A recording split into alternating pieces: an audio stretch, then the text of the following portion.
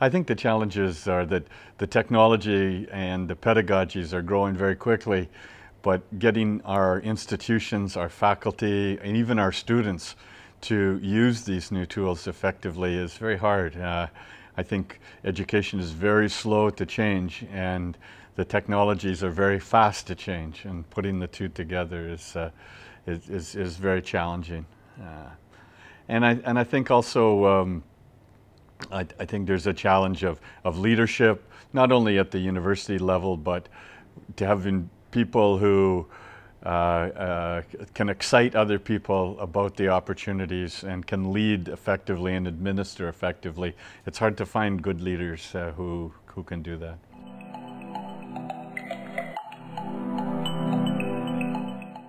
I published 2 years ago a book on digital technologies in higher education, sweeping expectation and actual effects, and tried to analyze why there is a huge gap still between the expectations echoed at the end of the 20th century and the realities that take place in higher education. And I believe, from my gathering a lot of data and reading hundreds of reports and books and research studies, that one of the main challenges is more focusing on top-down policies. We have a lot of scattered studies at the micro level of e-learning implementation.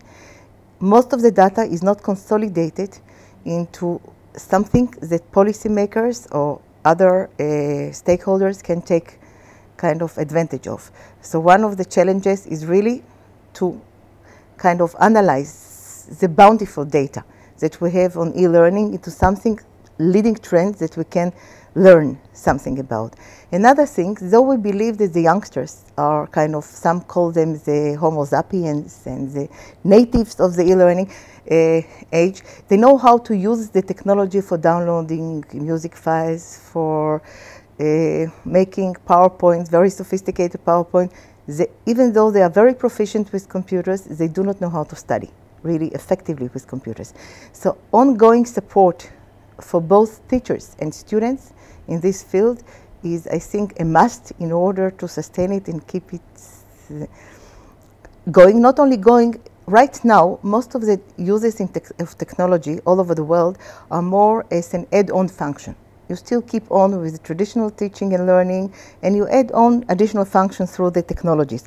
Most people do not know exactly how to substitute it and how to take the advantages, the huge advantages that are there in the technologies into their everyday practice. So it's something that the future will need to explore. We will need to explore it more fully in the future.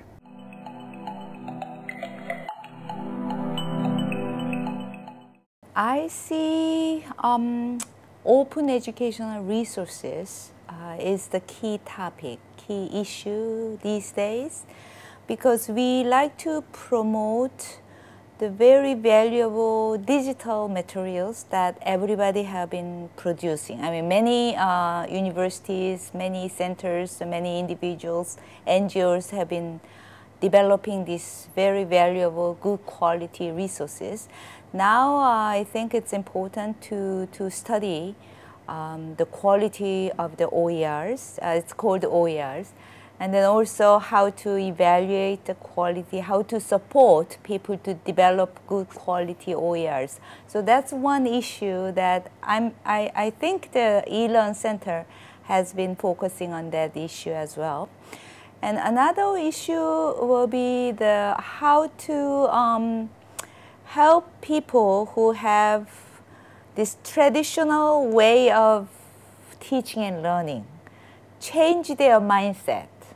You know, people do not change at once. So maybe we need to think about the strategies, strategic plan, develop a strategic plan to help people to reflect, review the way they learn, the way they teach, and make some adjustment to introduce technology in their teaching and learning.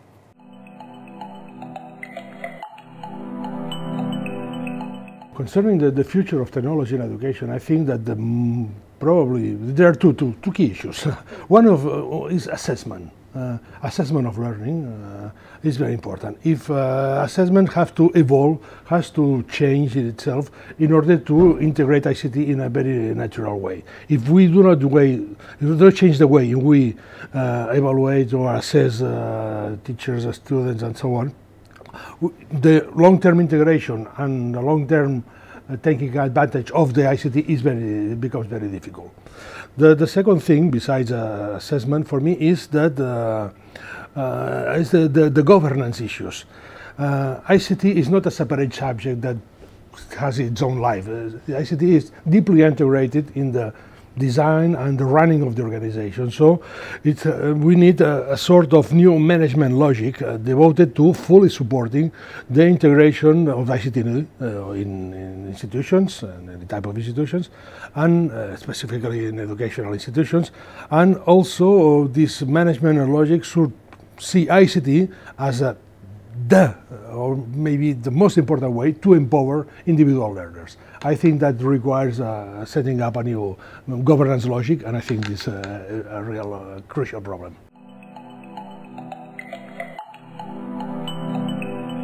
One key issue is balancing learner-centered learning with the facilitation that teachers can provide. Many people now think that with new technologies, students have access to all sorts of resources and they can teach themselves. I don't believe that. I think that in order to overcome misconceptions and deep ignorance, you need the assistance of teachers. But too much teacher control doesn't give students the opportunity to invent and become self-sustaining learners. Balancing between learner-centered and teacher-facilitated learning is a key.